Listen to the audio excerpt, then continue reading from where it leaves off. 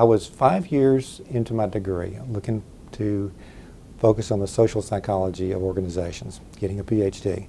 I'd finished all the coursework. I had completed every written exam. And I was before my committee, and they were asking me questions, a dissertation committee. And one of the questions was about population ecology. Now, that's a perfectly legitimate area of sociology. It wasn't in my degree, actually, but I knew the answer.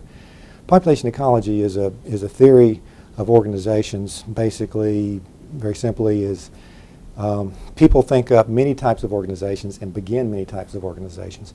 But the environment, the economics, the raw material access and so forth, those things determine which ones survive.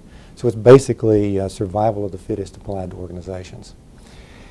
And I explained that, and then I said, I think it's a very useful theory. It's good for research and development. As a matter of fact, I said that I think that the concept applies better in organizations than it does in biology. And I just kind of made that comment in passing. Well, one of the members of my committee was an entomologist. And he turned to the professor beside him and said, "What did he say?" And next thing I knew, I'm watching my committee discuss what's going to happen to my life that I've been investing in all this time. Finally, one of them says, "Let me meet with him separately. I'm sure we can work this out." And the rest of them agreed, and I said, "Well, how shall I prepare for the meeting?" And one of them said, "Any way you'd like to." Well, it was later I found out that what that meant was it doesn't matter how you prepare.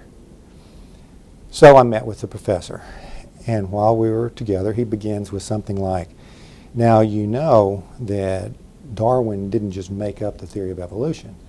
And I said, "Yeah, are you referring particularly to Erasmus Darwin, his grandfather, or Jean-Baptiste de Lamarck in the previous century?"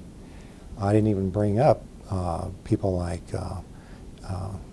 Epicurus, who the father of hedonism, and his contribution to naturalism.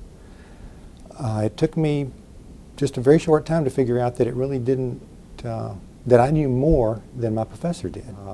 It took a little bit longer for me to figure out that it didn't matter how much I knew. It didn't matter how much I understood. It didn't matter how much I thought. All that mattered was what I believed.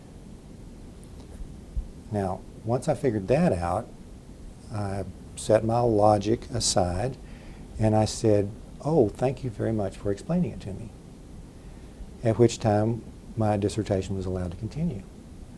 I finished my PhD program and was able to become a member of the scientific community.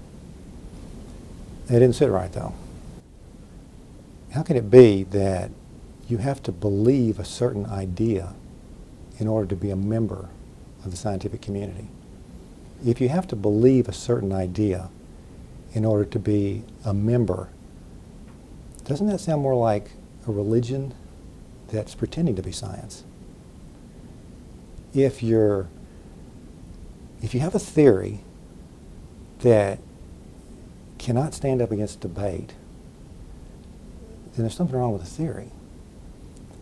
If you do not allow scientists to debate a theory, then there's something wrong with the system. And no student should have to lie to get a degree he's earned.